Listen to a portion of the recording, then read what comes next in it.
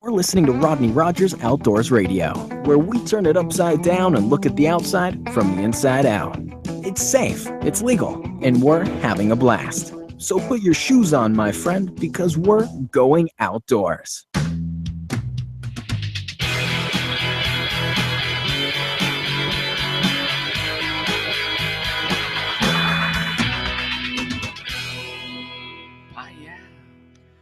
Welcome outdoors. I'm Rodney Rogers. You're listening to Rodney Rogers Outdoors. This is my partner, co-chief in crime, the man himself, Mike the Man Coy.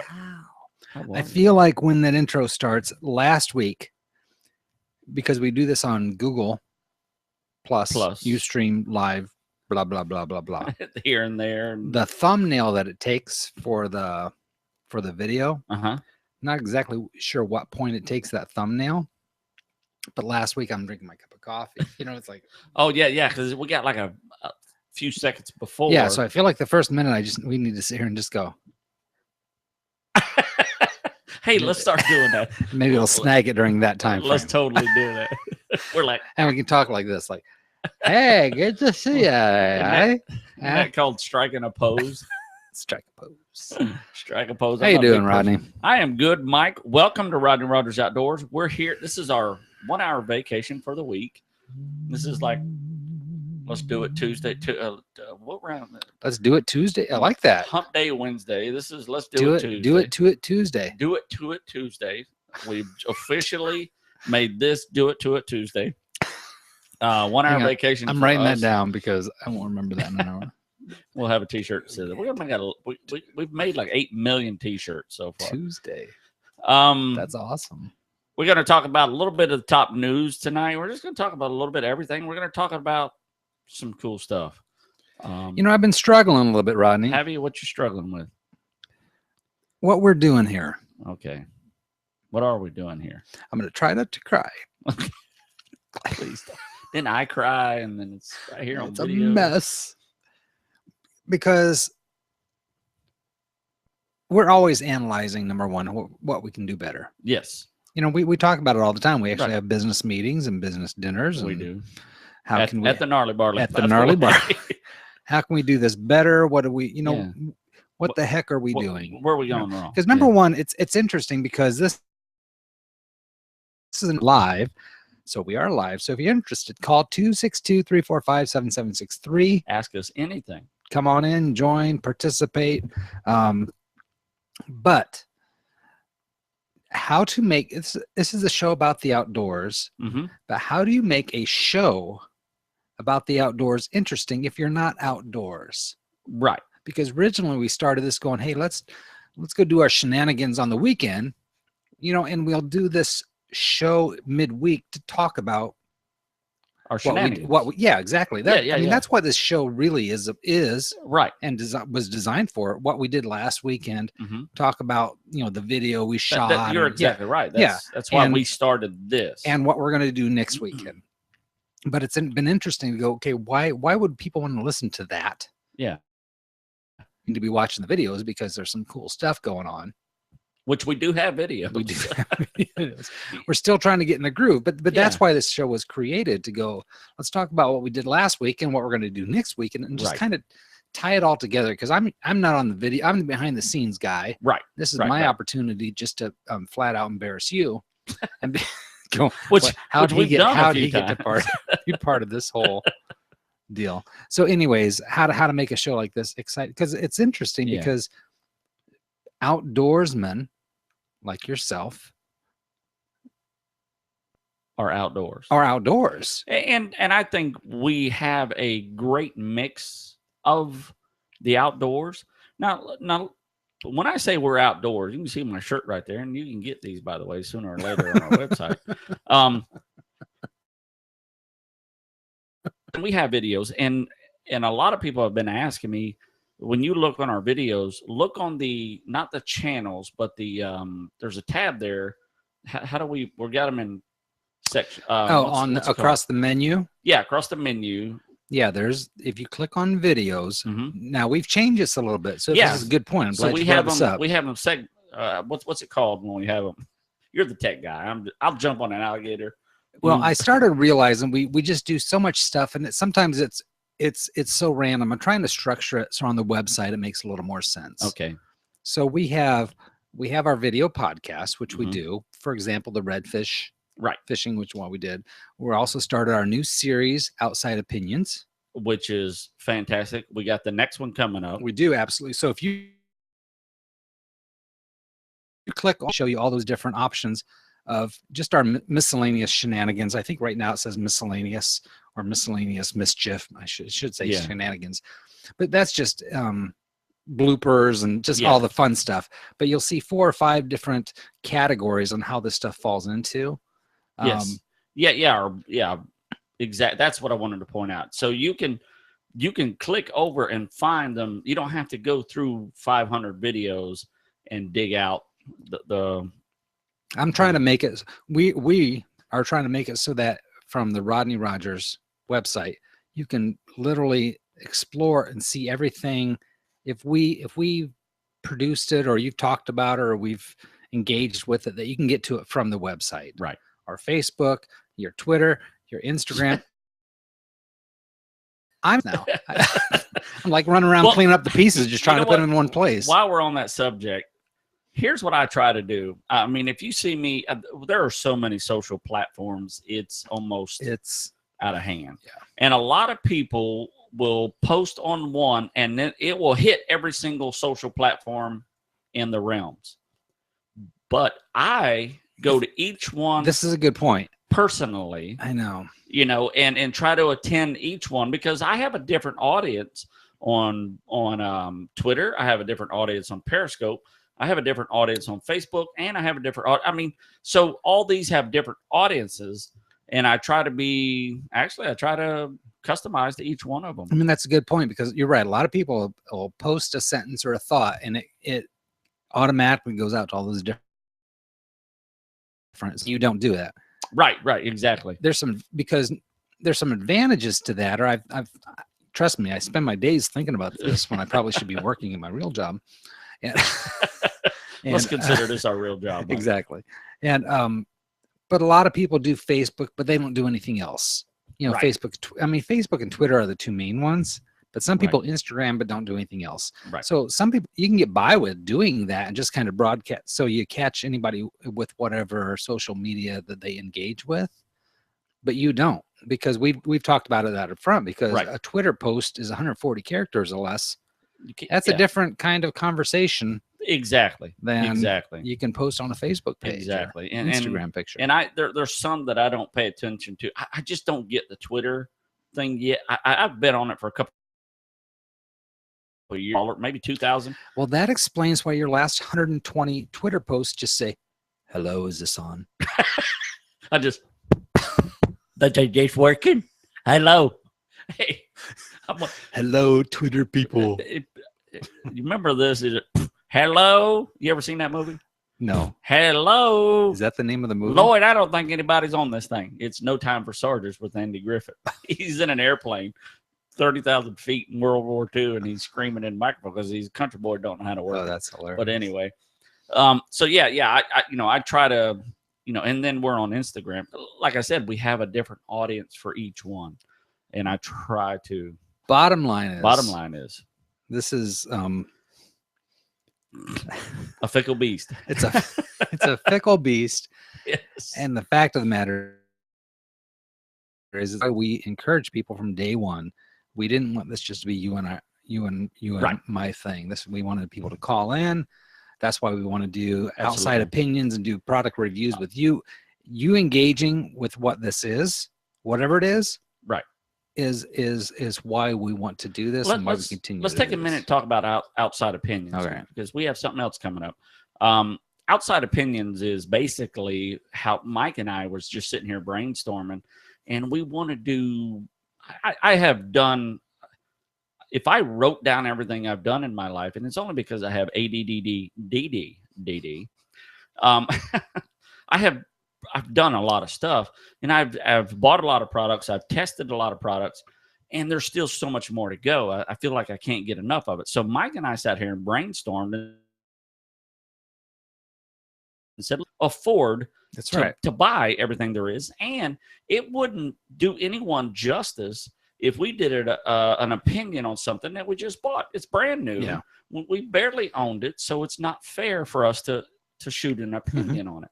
So the things that I know that I've owned for a long time, our next thing coming up, I'll give you a little hint, is it has to do with a Glock. Yep. So because I've owned it for some times, and we want your help. If you have a kayak or having to do with a Glock is a really kind of a that's our next outside opinion. I'm just saying we go from guns. Here's your hint. Here's your hint. Has to do with the Glock. Has to do a Glock is a handgun for those of you that know. Yeah. So we need shoot us an email and say, Rodney, I have a kayak that's this, and this. And then what we want to do is come and shoot your opinion video wise and put it on our outside opinion. So if you look up outside opinion, exactly. That's what it was. And matter of fact, this idea spurred us when we were looking at kayaks. That's exactly right. And looking for reviews on a specific kayak, going to YouTube, which I love. Amen. And I thought, well, that's perfect because we don't own that kayak. We don't even own a kayak. Right. We don't own any kayak. So if we could talk to that guy who I'm watching on YouTube, that's what we want to do. We want to go there. So if you own a boat, it can be something.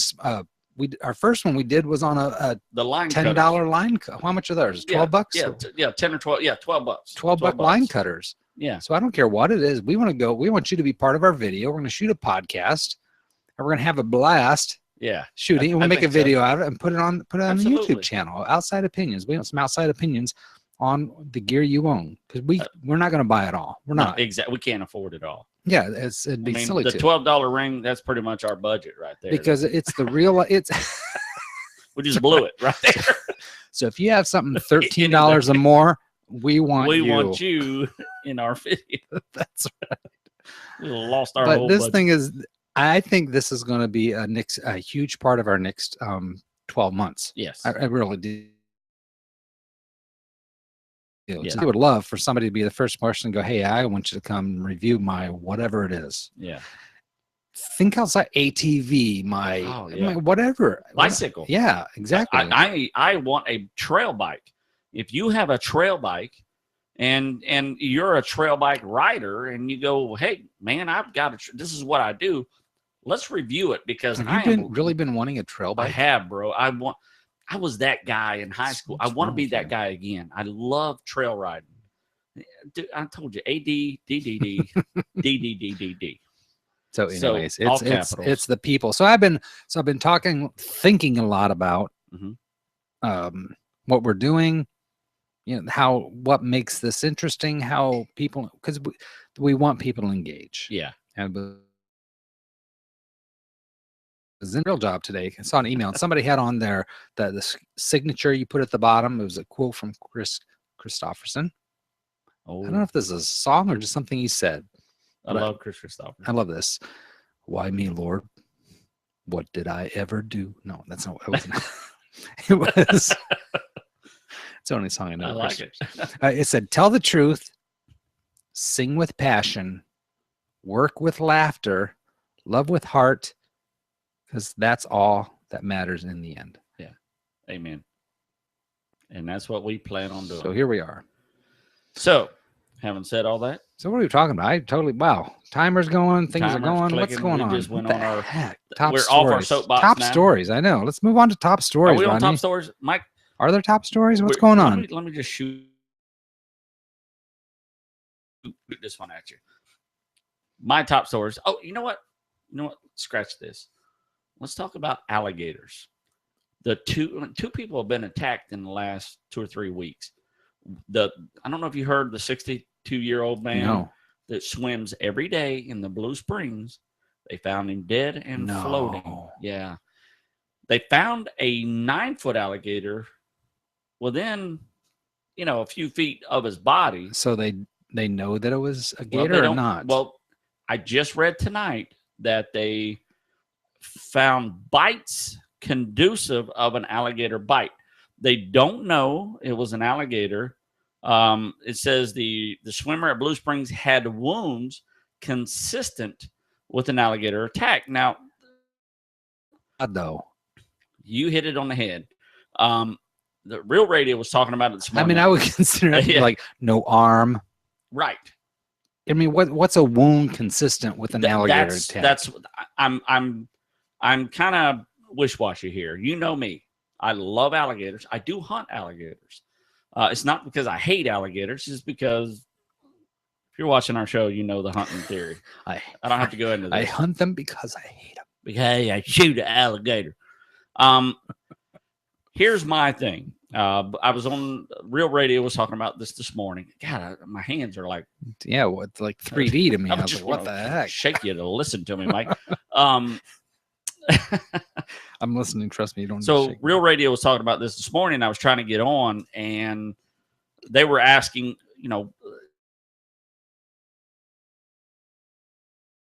everything. But here's what I think. Here's what I think happened. Male alligators, anything 9 foot or more, are male alligators. They're very territorial. Now, Blue Springs is not known to have alligators, not very many alligators. Manatee. But they're there. Manatees is what is in Blue Springs. So these alligators, they just kind of stroll in. They'll stake out an area, and that's their territory. Now, this guy was swimming. He may or may not have seen the alligator. This is purely speculation on my part. So if he's swimming, well, first of all, he has the natural splash of something that an alligator would go, okay, I need to attack. But if he was swimming toward an alligator, the male alligator, first thing he does is raise their saying, this is how big I am. Mm-hmm. You are smaller than me. It's a good idea that you swim the other way, as they do it all the time. The metabolism, this is the time of the year, the water temperature's dropping, the metabolism of the alligator is starting to drop, where they're not going to eat. They just don't eat. They can't digest it.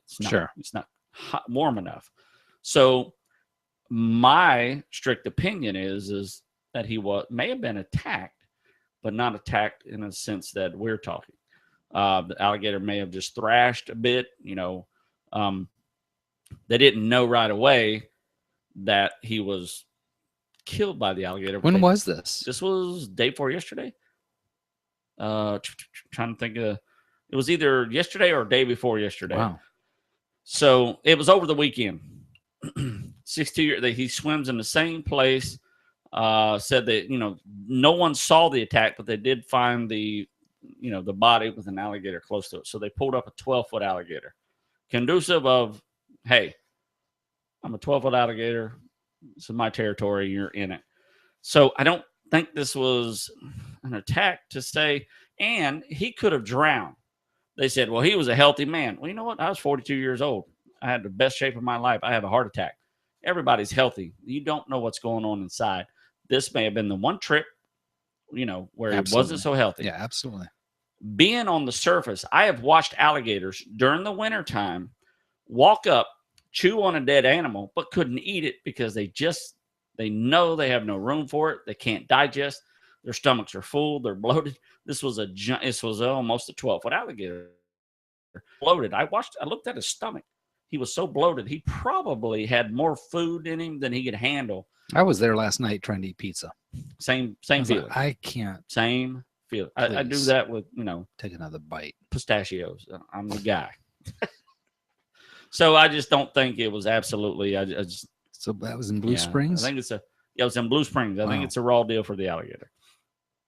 They didn't kill it. I mean, no offense, Rodney, but kind of a raw deal for the guy too. I mean, oh yeah, totally. Totally. keep in mind. That old man shouldn't have been swimming in his area. That was for alligators. So I'm sorry. I get passionate sometimes. Well, we're way behind, but let me say this, because the one thing I wanted to talk about in news, do you know what Saturday is, right? Bear hunting. October 20. Yeah. 25th. 24th is Friday. Oh, you're right. I'm sorry. Hold on. Don't pull the iPhone. Just calm down. pull up my calendar. Yes, you're right. 24th and 25th is bear season. Yes. That's this Saturday. So it's going down. Oh, it's going down. So nonstop action. So one thing we did, one thing we started talking about our website, which was cool, is we did a YouTube video of the week, and I thought it'd be appropriate this week to make it be our buddy Tony Young has put out a 4-part video series on bear hunting. Yes, and what you need to know, and we watched them tonight. Very comprehensive, straight to the point, comprehensive, and critical information. Yes. First of all, if you're interested in bear hunting, you have until Friday night. Yes, thank you. At midnight, 11:59. That's it, right? Because it starts Saturday morning. So, $100 for residents, $300 for non-residents. So if you're hunting bear, you have a spot. You have until Friday. 11:59. You don't mean if you're hunting without clothes on. You mean if you're actually hunting the animal, the bear animal. Yeah, the other bear hunting. Yeah. Yeah, the other bear. You have till Friday night. Friday night, yeah. So if you go to the Rodney Rogers Outdoors homepage, the YouTube video of the week is actually it's a video playlist of Tony Young's Hunt Florida TV? Florida TV, yep. A 4-part series on bear hunting. Some really good, solid information. Yeah, it is accurate information. I went to Tallahassee to see Tony Young there, and I understand how difficult his job is. And I'll tell you what, I feel for those people up in Tallahassee. It's the real deal. I mean, yeah, that's regulations and law, and this is not a. I was in the It's Capitol, not a fun and game territory. There. Yeah, I passed, the main vein of the state of Florida. I was impressed. Yeah. So I actually spent some time on the website, on the FWC website, on the bear. I mean, it's very thorough. They even answer questions and address the fact of people who say, "Are we really ready for bear season?" Which is kind of the stance you've taken quite a bit. Which is the stance I've taken, yeah. But they bring some really good points. I mean, so they bring some really good points on the research and the details and the the science and the numbers they brought into it. So if you're interested, but go check out the video on the homepage. And I got to say this, it's this playlist. Normally we just post a video and you can hit it and it plays. Right. It's a YouTube link. I'll say, if you on the left-hand side, there's 3 lines, dash line. You know what that's called? You see this everywhere now, especially on your mobile if you're accessing it. It's called a dash line Bible. Nope. It is called. There was a lot of back and forth dilemma on what we're going to call these 3 lines, which means that if you click it, it'll drop down and give you more options. Okay. It's called the hamburger. Stop. Did you make that up? Nope. That's real. That's for reals. I would hit my. You know what I'm talking about? The 3 lines, though, right? I guess it's the bun, the hamburger, and it looks like a hamburger. Called the hamburger. It's called the hamburger. That's what the website designers call it. So if you click on the hamburger, it'll show you the 4 different videos that you can click on to play the 4 videos from Tony Young. Which is awesome. Yeah. So if you're a bear hunter, check it out. However, Rodney, we've got to move on. We have to. Soon it's going to be a 2-hour show, I swear. I might even buzz through these emails, but we have a couple questions. Oh, yeah, let's get to Yeah, we got some questions we want to do, and if you don't mind. I don't mind. Let me hit mine, too.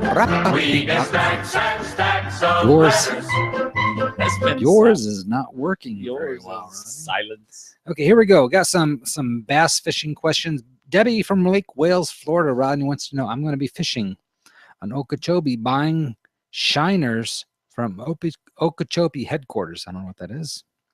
What type of hook and what size is best for fishing with shiners? See, here is where... I will be fishing in February, she says. I don't know what that matters, but if that matters. Well, does that matter? It does. It's temperature. Okay. It's temperature. I would not fish shiners in February, first of all. But if you're going to, February, the water's still cold. It's probably the coldest that is going to be. So you wouldn't fish shiners in February? No, metabolism is low. When you fish, for bass, you want the reaction strike. Remember, I've said this. you want the reaction strike. So basically, we're going to bass bite because of hunger, curiosity, and anger is their main thing. So you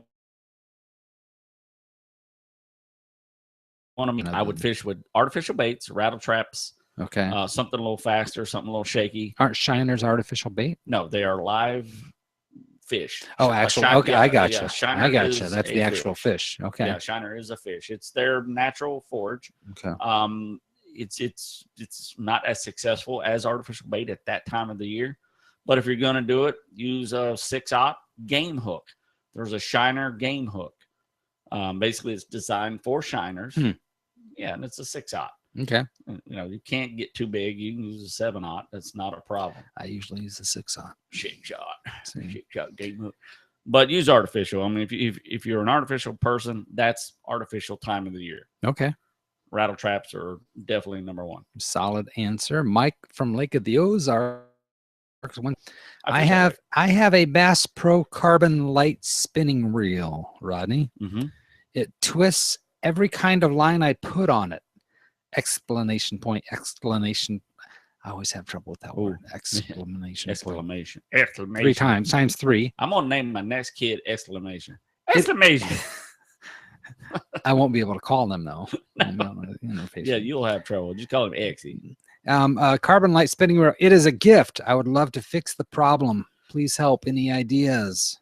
A couple problems going wrong there is one is when you're using such a light line, light carbon, what do you say? A Bass Pro Carbon Light spinning reel. A light spinning reel is a very small spinning reel. It's for crappie and trout. I mean, it's very small. So you have to put light line on it, pound test line. One of the problems is when you fish with line that small, it's like fishing with thread or a hair. I mean, it's very thin. It's very strong. If you've not fished with braided line, I would suggest Power Pro braid, and you can get 10-pound, line thickness. You can adjust your thickness. That's going to be the route to go, but because it has no memory. Line monofilament and those lines, the fluorocarbons have memory, so it springs off a small reel like that. Okay. So try braided line. Interesting. Yeah, and if it still keeps going, then it's not your reel, it's your pole reel combo mix. That makes a difference. Yeah, it does make all the difference in the world. So you have to adjust your reel to your rod, and that's why I have so many rods, because you can just interesting. I wouldn't have thought that would have made a hair of difference. Oh yeah, it's all the difference in the world. Wow. So yeah, definitely. You have to get that mix. Okay. Try braided line first. That's going to be your easiest solution. Okay. I would definitely go braided. I'm hoping this becomes a 3D podcast pretty soon because your hands out. Right, yeah, this is from my viewpoint would be. If I had to tie my hands down, it'd be a very quiet show. Trevor from Atlanta, Georgia. Rodney says, Trevor. I want to go fishing for a couple of days. Oh, here we go. This is a little more involved. Sounds like a marital counseling thing rather than fishing. I want to go fishing for a couple of days, but my wife does not fish and wants to stay at a resort type hotel that has activities like spa, nearby shopping, nice pool, and good restaurants. Is there a 4 or did I write this? No. Is there a 4 or 5-star type resort on a great bass fishing lake in Florida or any other state, but prefer Florida? That's a tough one. That is absolutely tough. The best you can hope for. Do we need to put a sponsor for marital counselor on? Yeah, that's what we need to do. The best you can hope for is like if you stay in 4 or 5 the Central Florida area, you can hire a bass guide anywhere, or you can fish anywhere yourself. I don't know if he's bringing a boat, but there's tons of great places to stay. There's nothing on the lake. I got an idea. Islamorada. Yeah. Well, if you're not bass, if you're bass fishing. Oh, bass. Yeah. If you're bass, you're not in Islamorada. Tell you what. Wow. Go to Islamorada, get off the bass, fish for mahi and all the saltwater species. And bass then fishing. You've got your 2. Yeah, bass fishing, there's really nothing like that. Could you bass fish? How about some of the like Disney or Universal resorts. Oh, are they they're 4 or 5 star, right? And there's got to be. You're absolutely right. Put her Disney there. World actually has bass guides on their lakes. Really? Oh yeah. Let me tell you what. Oh, yeah. There you go. Bingo. They started that several years ago. Listen up, Trevor. This is it. We just got it. It's catch and release only. You will catch your 10-pounder out of that place, and you've got all the resorts in the world. So yeah, if you're looking for that resort, Disney is your gig. Get on the monorail and go back home to your wife, and absolutely, and she can enjoy her end, and you can enjoy your end. Yes, Disney has some of the best bass fishing in the world. Yeah, I honestly think the next world record will come off Disney property. That's an interesting point, because especially if it's only catch and release. Yeah, because I used to fish Disney, because my dad retired from Disney in the early 90s. He started in 69. So I used to fish Disney before it was they even allowed fishing. We would sneak through the bush. Interesting. Yeah, catch me now, Mickey Mouse. Rodney, last question, making up for lost time. Here's from one of our loyal listeners and a former fetal drunk. Alan Wilkes from Oshkosh. Alan Wilkes on his Facebook page. If you okay. I think it has to do with his college life, but he's from Oshkosh, Wisconsin. Oshkosh, Wisconsin. Here it is. Ready? Yes. Get comfortable. Okay. Let me adjust here. I'm good. Let's go. My lease borders the Ocala National Forest. Osceola or Ocala? Thank you, Rodney. There's two. I just want to make sure we're on the right page. There is Ocala and there is Osceola. Good. I'm laughing because my wife makes fun of me of adding words that aren't actually on the page, and that wasn't a perfect example. So there you go, Kim. My lease borders the Osceola. Osceola. Okay. Maybe I'm not the best one to be reading these questions, Rodney. The Osceola National Forest. By the way, you passed test 1. Okay. Good job. Got it. Is it across the fence from my lease onto the Osceola National Forest if I am not on foot? If I am on foot? Or if I am... Send me the question. Give me your orange back. I want your orange. Okay, you've passed test 2. Okay. Did I get through 2? What? I'm on 2, 3D. My wife gets me about this all the time, and it's legit. It's totally legit. You know what it is our minds get ahead of our mouths. They really do. We're 3 steps We ahead. were at a restaurant last night, and I'm like, I'm thinking about the shrimp and soup, or the what was it? The mahi and soup. She's like, Mike, read that again. I'm like, yeah, the mahi and soup. She's like, Mike, slow down. Mahi and shrimp. Oh, yeah. That's funny, Mike. That is funny. Rodney, can I request your permission to start the question? Let's act like oh my gosh, that's embarrassing and actually hilarious. We can edit it from the iTunes, but thank you for paying. I'm editing this one. Oh, our executive producer is somewhere laughing. Oh, she's probably coming through the. Is she looking at you right there? You sure you're not getting the eye, Mike? Let's do this again. Oh, that's okay. Hilarious. Let's do it again. Personal hilarity there. My lease borders the Osceola National Forest. Okay. Is it legal for me to cross onto the Osceola National Forest if I am on foot? Okay, if I'm on foot. Okay. I do have a WMA permit, which is a wildlife management area. Okay. Permit. Okay. And I did not see that I needed a quota permit anywhere for the Osceola National Forest. Okay. I will be archery hunting for bear, and was also wondering, since it is muzzle loading season, will I be required to wear blaze orange? If I have access by a road, wait. If I have to. That's a 38-part question. It is. So we'll break it down. If I have to access by road, is a dog access a legal way to enter the Osceola National Forest with a dog? Interesting. Okay. Thanks. And thanks for putting out such a great radio show. Please do not let Mike ask this question in the future. Wow. That is a mouthful of questions. Okay. That's a show right there. Well, let's start from the beginning. Okay. So basically, and I've seen this scenario before. He has a hunting lease that borders a wildlife management area. So he wants to know if he's on his hunting lease, can he just cross over? What do you mean by a hunting lease? So here's how it works. You can lease land. Okay. Okay. Like you can pull in and somebody gotcha. can say, hey, we're leasing this land for hunting. We want $1,500 a year, and poof, you got a hunting lease. Okay. Okay. Gotcha. So you give them $1,500. You can do what you want as far as hunting. You can't build a house or nothing like that, but you can put a camper there and you can hunt the property for 1 year. Ottawa, Iowa. Do we have a call coming in?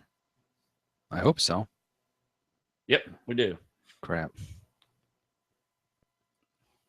Do we? I see it. Let's take it. Let's take it. I got it. Oh, call. Oh my gosh, call back. Call back, Ottawa. We have it.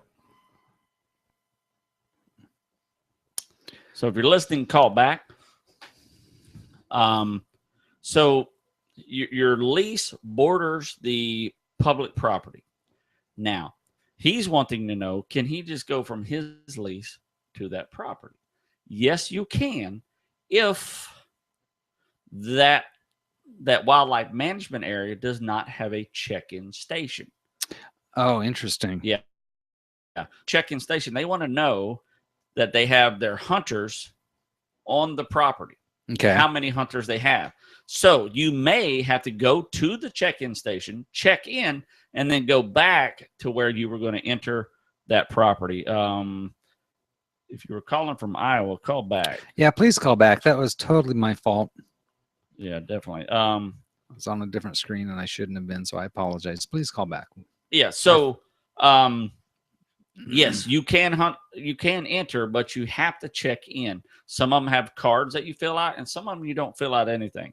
The Ocala National Forest is one of them. You can enter anywhere throughout the, throughout that Okay. that Sure. thing. So now the next part of the question was he's bow hunting. So does he have to wear blaze orange? Yeah. The answer to that question is if says we got a new voicemail. Oh, it's Patrick. It's Patrick.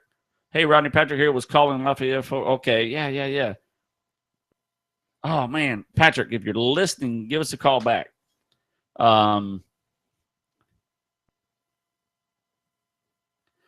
yeah. Patrick, if you're listening, definitely give us a call back. Here's the deal, folks. This is live. Yeah, this is live. So let me pow. We'll call him. Can we call him from here? I don't know. I don't know that answer. Okay. Probably. But I don't know. Yeah. Yeah, you have to wear blaze orange if you're hunting deer at the same time. Okay. So if you're going in archery hunting just for bear, no, you do not have to wear your blaze orange. But if you're hunting deer, if you got a 10-point buck that walks by and you want to shoot it, yes, the answer is yes. Why would that be? Because bear, sea color, different things like wild turkey. So if you're hunting, and I asked this directly to Tony Young, so my fact checking was definitely accurate. Okay. So yes. Now, can you enter on a dog road was the question. Now, in order to enter on the dog road, you can, unless it's designated dog only. Okay. So if it is designated dog only, then the answer would be no. You couldn't enter that road not having a dog. But you can, if it does not say dog only, it could be just a dog road, then you can enter via that property by foot, unless it says no vehicular traffic. Okay. So am I making sense? Yeah, no, totally. Okay. So and then is there another part of the question I'm missing? It seemed like I'm missing one more part. His last question said, we got the dog road, we got the blaze orange, we got the can he cross over? But he says, yeah, don't let Mike ask questions. Yeah, so he says while bow hunting for bear during muzzleloading season. So that's the key. Only if you're hunting, for deer as well. So I think I nailed it all. I think you did too. Yeah. Now, are these 100% accurate? I would definitely check the brochure. Most of the brochures won't tell you if you can enter that property, but if they have a check station, by all means, you have to go to that check station. They need to know how many hunters are on the property because they only allow so many hunters per day on certain properties. Okay. And I don't know if Osceola is one of them. I've never hunted Interesting. Osceola. So how'd I do? Uh-oh. Who am I calling? I'm calling him back. Okay, I got you. I don't know if he's sleeping yet or not, but we're going to... I'm just feeling guilty because I missed the call. Yeah. Pat, how are you, buddy? This is Rodney with Rodney Rogers Outdoors. Better than I deserve, man. How about yourself? Oh, I'm hanging in there like a hair in a biscuit. That's how we say it. Yeah, exactly. Well, I'm dying to hear your story. We missed your call. Your number only comes to my phone, so that's the good thing. Patrick, by the way, we're on the air. Are you cool with that? We are live. Yeah, I'm cool with that. Okay. Awesome. Awesome. So you had posted, we were periscoping earlier, and Patrick said he thought he shot a guy. Oh, Patrick. Yeah, and I was like, well, I'm dying to hear this story. So how did that happen, Patrick? Basically, I grew up here in Iowa, kind of a redneck type, friends and family around all the time. I won't use any names to keep the guilt. I got you. I was a few weeks from my 14th birthday, and I was over at a friend's house, and his father was an alcoholic, same as my father, and a bunch of his drunk friends all decided to want to go deer hunting one day. Uh-oh. So we all pack up. I thought they were at least sober from the night before. Didn't realize they'd already been drinking that day, and they didn't have any good hunting land. I encouraged them, let's go over to my grandfather's property, 1,000 acres or so, kind of, roughly there. Right, and I kind of give them the pointers of, how when you deer hunt, I'm the kind of guy when I would deer hunt back as a kid, we would go find a spot, we would hide up, we would kind of watch for the trails, we would wait for them to kind of come to us, call them in. Right. These guys were more, let's put a few guns at the end of the field and a handful of guys and push them to us, then we'll shoot them. Uh-oh. And the dumb 14-year-old naive kid, I was like, well, these cool guys, older guys, blah, blah, whatever. They're going to, they want, exactly. Clearly, they've shot more deer than I have. I'm going to go ahead and follow along with these idiots. So I had drove them down, and we, basically said, okay, here's where you guys want to be. The ravines kind of fall into that valley. We've got a couple bean fields and a cornfield and a timber and all kind of funnels into here. So you guys kind of hang up here. We'll tromp through, and we'll all be good. We drop them off. We head back to the other end of the field, and we start tromping through. And there's a small ravine coming from the south. And we were probably 3 miles from where the guys with guns were supposed to be. And we had guns also. And I see nice big buck, off the, to the south side of that ravine there. And I track him down. And I don't know if you guys down in Florida don't have much timber area, but up here it's pretty thick stuff. You got to have lucky to get it through the timber if you don't call him in to you on the edge of the field or whatever. Exactly. So I lay my gun on him. You got to lead out because he's kind of just tromping along, not running yet. He's moving through. And I lead out and I track him down through the valley and stuff. And I get a nice spot. I see there's an opening ahead. And right then I get the opening. I pull the trigger, 12 gauge slug.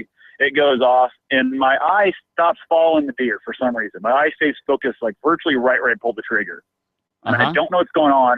And I notice a tiny little glimpse of orange of a hunting cap.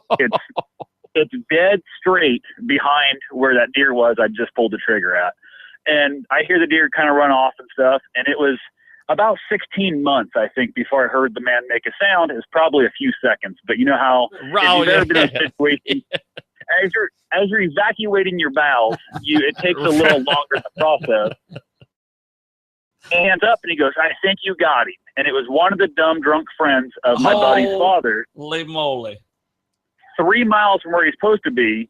And at that moment, I wanted to shoot the man. Yeah. Because, my God. Yeah. So I just went from thinking I accidentally hunting accident shot a man, and then I thought I'm going to murder this guy for not being where he's supposed to be. Wow. Holy and this is moly. weeks before a 14th birthday, so I don't even legally have a permit. Nothing. I'm just a dumb kid that haven't had nothing happen good in his life yet at this point. Right. And it just got worse. Honestly, yeah, it got a lot worse. And then the guy, he laughed and joked and blah, blah. And of course got the deer and whatever and the whole thing. And I didn't take an ounce of meat because I actually unchambered the rest of my shells out of my gun, left them in the timber. And I never picked up a gun to go hunt a live animal again from that day. Well, that would definitely put the traumatized to you. Holy moly, Patrick. That would definitely put the fear in. To this day? To this day. So you haven't hunted to this day. Wow. I skeet shoot some. Okay. I had a horrible groundhog that was tearing up my neighbor's property. I had my compound bow out, and I'm a decent shot of the compound bow, and I laid sights on it, and literally I bet I missed by 3 feet. And I realized that moment I don't have it in me to kill animals anymore, but I think it still stems back to that part, so but I love to skeet shoot. I love to target practice. I enjoy the hell out of all that good stuff, and I have nothing against a man who hunts and eats what he hunts and whatever and stuff, but I got no interest at all in ever going back out again. There's absolutely nothing wrong with that. I'm all about, I want to go gator wrestling. I want to get down there and gator wrestle with you one of these days, but I don't care to kill it. I just want to jump on back and fight it for a little while and let it go. So I'll tell you, we do a lot more sightseeing than we do hunting. I mean, during the hunting season, like Mike and I, we each have one tag left, and we're not sure we'll fill them. It's for us. It's the gentleman Dean that we talked on the show last week. He bought me in a celebrity auction. With the monsters, yeah. Yeah, exactly. And so I took him and we got him a gator. Mike and I harvested a gator like a week before that or 2 weeks before that. So we've got gator meat. So will we harvest 2 more? We're not sure yet. So in order to ensure our tag next year, we most likely we do more sightseeing than we do anything. So if you ever make it down to Florida, Patrick, I promise you got a spot in my boat and we'll let you grab an alligator. Great.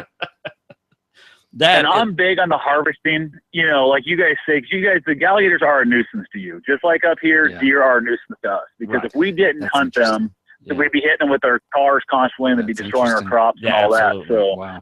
Absolutely. Then like I said, I've got family that still hunt this day, and I'll eat their meat. I got no problem at all taking their meat. I've actually bought a few tags and, let them fill them on, farm tags, that kind of thing. But right. It's one of those things that you don't realize how much something so dumb as that little thing there, that had it not happened, who knows how much hunting I would have done the rest of my life. Well, I'll tell you this. But just, you tell any of your Iowa family, if they ever want to kill an alligator, I'd be to hunt in Iowa.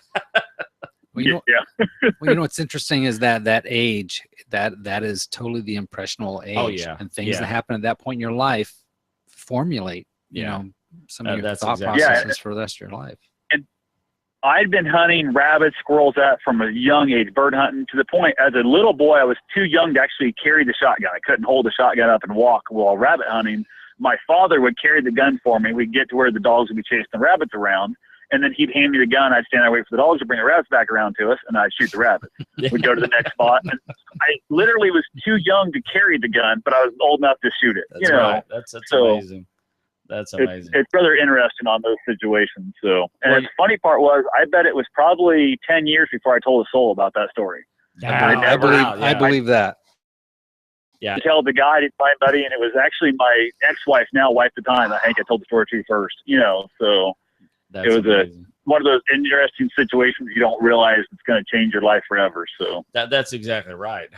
Which it did. I mean, it definitely changed yours. Well, even you telling the hairs stood up on the back of my, I mean, that was one of those, because and that's a perfect example of this is the real deal. Yeah. You pull a firearm in your hand, and it's the real deal. Things can happen. Absolutely. Yeah. Scared. I had access to guns from birth. I mean, they were in the house. We never had a gun safe, never had a trigger lock, none of that. But I mean, I was born in 75, so different time of, world and stuff. And I was always beat over my head constantly. There's no such thing as an unloaded gun. You know, Absolutely. every gun is loaded, never pointed at anything. You don't want it to die. You know, basically it's how life goes on with that. And you don't realize we need more education in the world than restriction, you know, and all you that. hit it right on the head. And that's how I was brought up. You know, just absolute. And I brought my kids up with the same way. And, you know, literally once a month, we'd put all the guns out, unload them. And, you know, I would show them how to unload, and we would clean guns. And I thought in my mind, maybe that would satisfy their want to touch the guns. You know what I'm saying? Oh yeah. So we would just do all kids are going to want to touch a gun. Absolutely. Yeah. So we would just do a full unload. They would clean, and we'd all clean the guns, and we'd put them all back. So did it work? Who knows? You know, hopefully I'd like to think it was. Patrick, thank you so much for the story, man. That is absolutely amazing. Wow.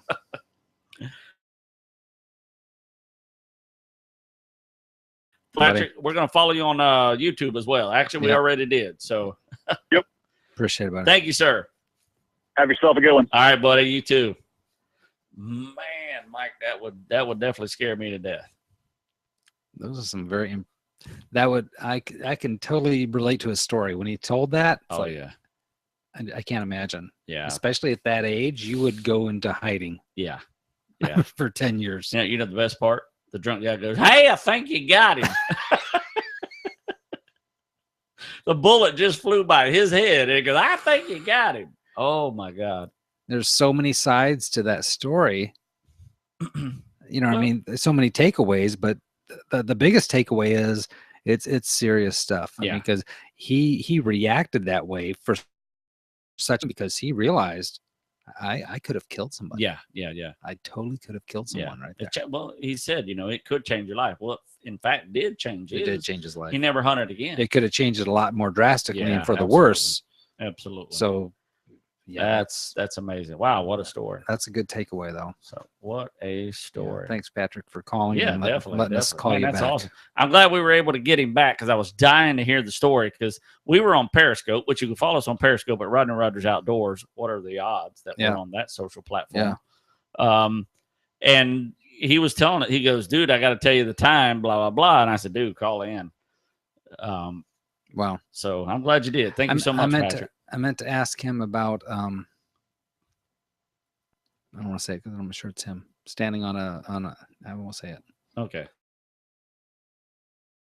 I'm going to ask you about the time he was standing on a cliff and jumping. No, standing on a bar playing a guitar. I don't know if that was him or somebody else I was looking at earlier. I don't know. Oh no, I think you were looking at his Facebook. Yeah, I think I was. Yeah, that might have been Alan Wilkes. Oh, it was Alan. Wow. Yeah. Okay. Sorry, yeah. Patrick. I never stood you just on a got bar. Patrick in trouble. His Yeah, wife see, said, "You was that's on a bar? Step playing. You don't even know how to play the guitar."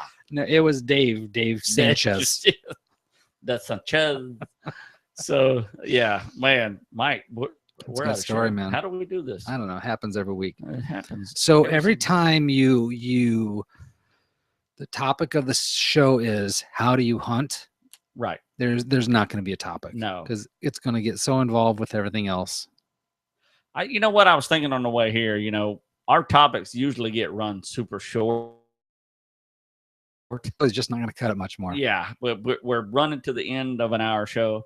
But we're going to keep it at an hour show. Speaking of which, Mike, we have our 100th episode coming up. I'm that close to a final. This is crazy, Billy Bob. I know. This is all happening at once. We have our December 5th camping trip. Yep. We have, which is at Mackinson Island. We have 2 boats to travel everybody from the boat ramp to the island. We're planning some fun stuff. I mean, the bottom line, we're going to go camping. Yes, we're going to go. We said this year 1. Yes, we're going to go camping. If you want to come, we're camping on the island. Period. We are camping. That's the story. Yes. That aside, we're planning on some other stuff and some fishing and we're planning on some stuff that's going to be fun. Yes. But bottom line is we're going to camp. If you want to come. It is free. I want to point that out. That question was asked to me. Rodney, how much does it cost? It is free. We're just going camping. If you go to our Rodney Rogers Outdoors, you can look at everything that'll be there. Yeah. Everything that you need that we'll have. Go to the events tab. Go to the events. All the details are there. That was one of the fun things about going to hunt elk, buying all the cool stuff. Oh, wait a minute. Ryan just Okay, just got a new house with 1,000 acres. What? Do you come out and help plant trees, dig a pond, digging wildlife? So Ryan just got a house with 1,000 acres. I'm going to help Ryan. So I'm flying out to Kansas. Yes, Ryan. Things if you're happen listening, like that. I'm your guy. There we go. I love digging trees and ponds. You're a tree digger. I know how to run them back up. So anyway, we have a camping trip. We have the 100th episode coming to the 5th. And we're planning. I'm going to just give a little. Let's plan. Just give it. We're planning on doing a live episode, which we always do every Tuesday night. Yeah. But a remote live episode. Yes. At one of our favorite locations.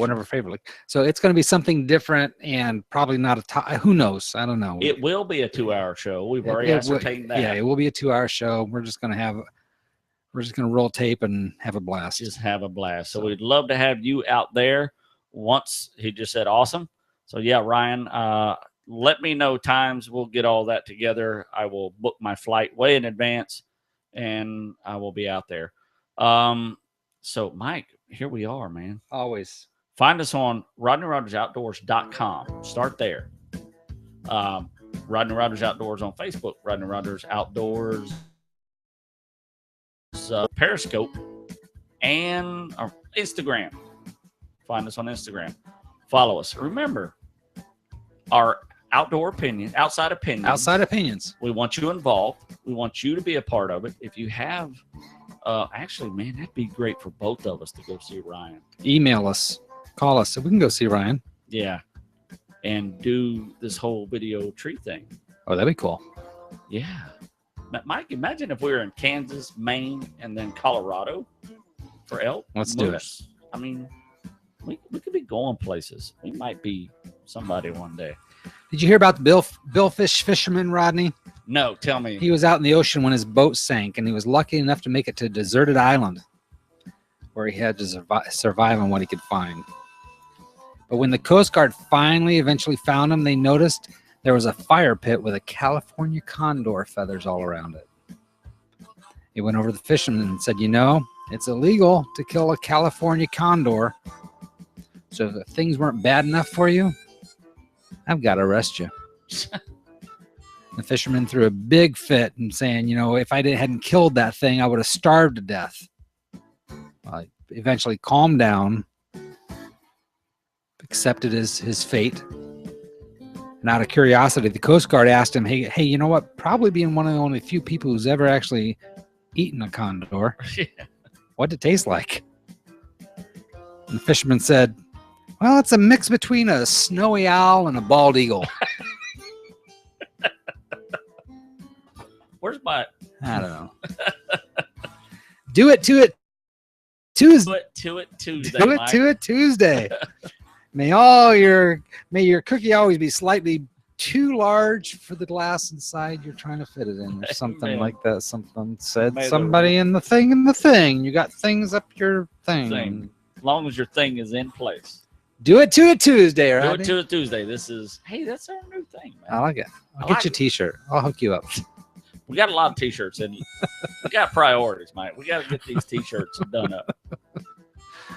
What a blast, Rodney. Always a blast, Always my friend. A blast with you, Mike Coy. My favorite time of the week. Love it. And as my mama said 15 gajillion times, and I pray I get to say it half as much, you kids get outside and stay.